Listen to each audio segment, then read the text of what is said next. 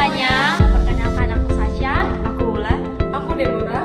Aku Reski. Kita dari Jurusan Teknologi Laboratorium Medis, kelompok 6. Pada video kali ini saya akan menjelaskan tentang perjalanan COVID-19, tujuan pembelajaran, dan juga swab nasofaring dan juga orofaring.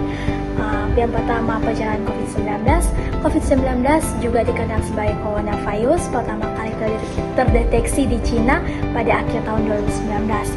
Pada tanggal 31 Desember 2019, penyakit ini pertama kali diinformasikan kepada kantor Organisasi Kesehatan Dunia atau WHO di Cina.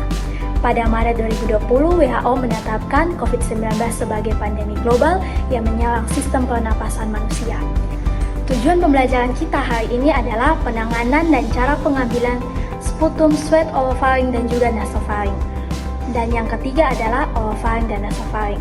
Swab, orofaring, dan nasofaring adalah dua metode pengambilan spesimen yang penting dalam pemeriksaan COVID-19. Selanjutnya kita akan melakukan metode swab nasofaring dengan baik dan benar. Yang pertama kita harus mempersiapkan alat dan bahan dulu. Yang pertama ada handscoon, kemudian ada masker, kemudian di sini ada VTM, kemudian di sini ada swab nasofaring.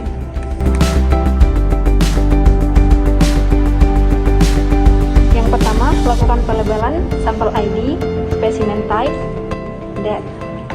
Kemudian persiapkan pasien, kepalanya mengarah ke atas, lalu pastikan tidak ada hambatan di bagian hidung, lalu masukkan secara perlahan-lahan swab nasofaring, kemudian keluarkan secara perlahan-lahan. Setelah itu, ambil VTM, masukkan swab nasofaring, lalu patahkan pada bagian atas. Kemudian tutup dengan rapat.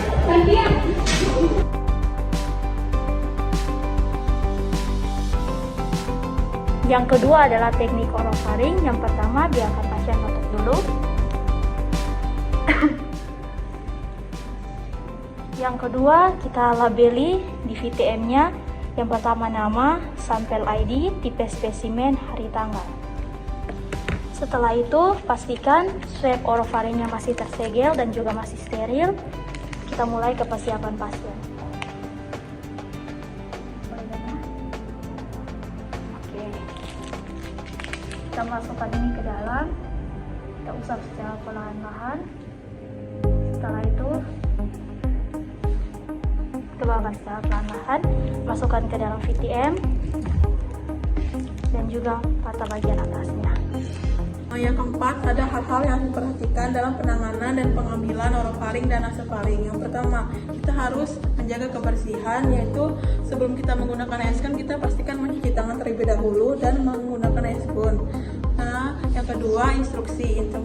Pastikan kita mengikuti instruksi atau SOP yang ada dan mengikuti pelatihan yang sesuai dalam pengambilan swab nasofaring dan orofaring. Nah, penempatan swabnya ketika mengambilkan sampel dimasukkan ke dalam rongga hidung hingga ke faring belakang untuk swab nasofaring.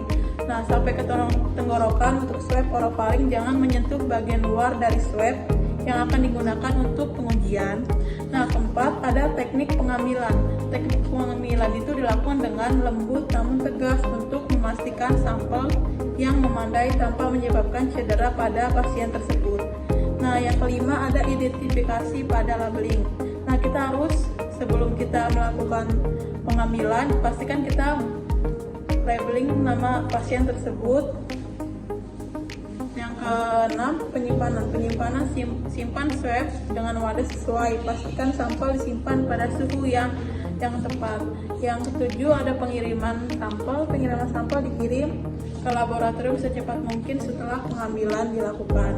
Nah, yang kedelapan, pelindung diri, yaitu pelindung diri dengan menggunakan jas lab, handscoon, dan masker. Pelatihan dan kualifikasi, terusnya pengambilan swab telah menerima pelatihan yang memadai dan memiliki kualifikasi yang sesuai untuk melakukan prosedur ini dengan aman dan efektif. Yang ke-10 ada pembersihan alat. Nah, pastikan untuk membuang alat yang digunakan dengan aman dan membersihkan area kerja sesuai dengan prosedur kebersihan yang sudah ditetapkan. Selanjutnya, saya akan membahas mengapa penanganan spesimen pada swab orofaring dan nasofaring sangat penting dalam pemeriksaan COVID-19. Yang pertama, pengaruh dalam akurasi hasil. Pada swab orofaring memberikan hasil yang lebih akurat untuk tes infeksi saluran pernafasan pada tahap awal penyakit. Dan untuk swab orofaring dianjurkan jika pada pasien yang secara klinis diduga mengalami COVID-19 dengan mengeluarkan sputum atau dahak secara spontan. Sampel ini harus diambil dengan tepat. Hal ini sangat penting untuk memastikan keakuratan hasil. Jika sampel tidak diambil dengan benar atau tidak ditangani dengan hati-hati, hasil tes dapat menjadi tidak akurat dan mengarah pada kesalahan diagnosis yang berpotensi berbahaya. Yang kedua, mengurangi kontaminasi. Penanganan yang buruk dari spesimen dapat mengakibatkan kontaminasi silang antara sampel dari pasien yang berbeda atau dengan bahan-bahan di sekitarnya. Kontaminasi semacam ini dapat menghasilkan hasil tes positif palsu atau negatif palsu.